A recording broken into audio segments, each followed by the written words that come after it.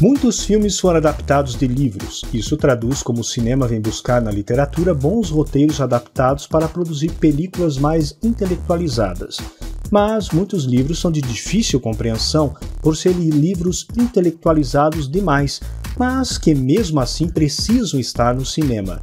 Estes filmes, apesar dos livros difíceis, se tornam boas adaptações e seus diretores homens ousados.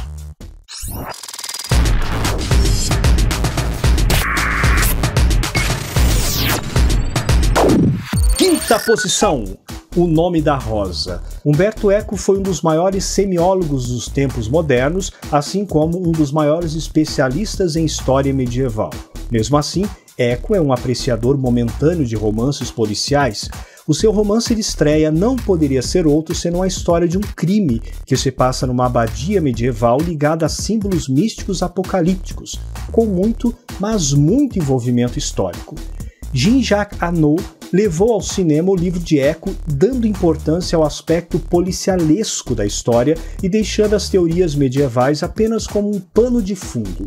Criou-se uma ótima adaptação, papel de Sean Connery, onde faz justamente um monge franciscano inglês notável. This one, I grant you, did not commit suicide.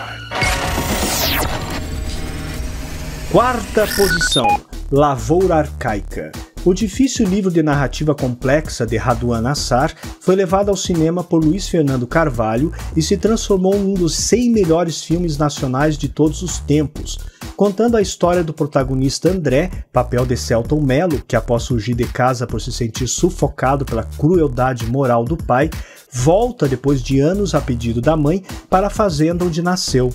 Lá se surpreende com a beleza da irmã, papel de Simone Spoladori, e por ela se apaixona. O livro nos brinda com o rigor desconstruído da narrativa e, para adaptá-lo, o diretor Fernando Carvalho transformou a luz e a música em personagens, com nuances quase barrocas. Essa claridade mais tarde passou a me perturbar. Terceira posição, Laranja Mecânica.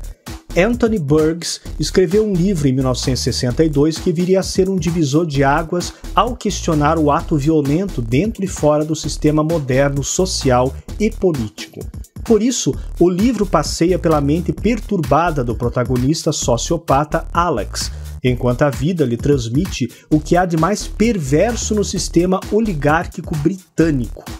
Parecia quase impossível levar o livro aos cinemas por ser uma obra de sentimentos sociopatas masoquistas e de pura distopia social, e Stanley Kubrick, em 1971, conseguiu criar uma obra-prima, não deixando pedra sobre pedra e levando o questionamento de Burgess às últimas consequências.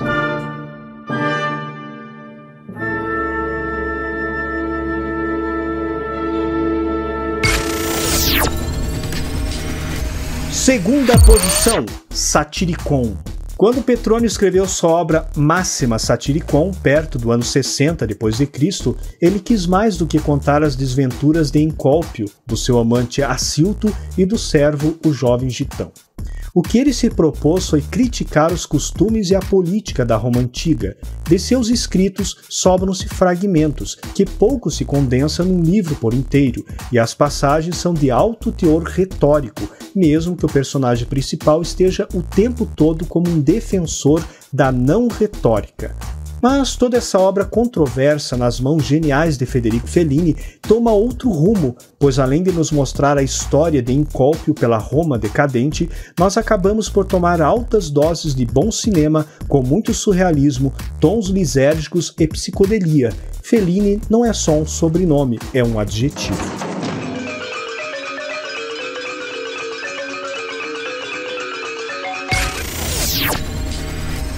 Primeira posição, Macunaíma.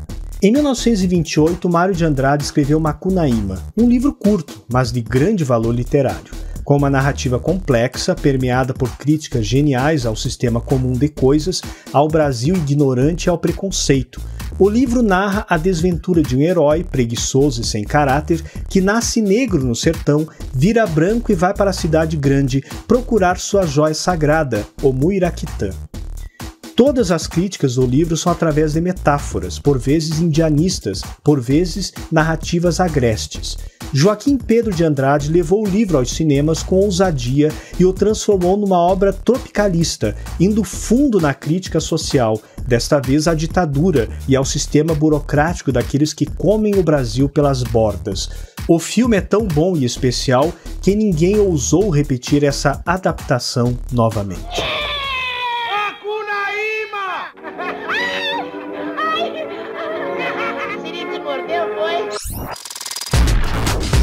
Top 5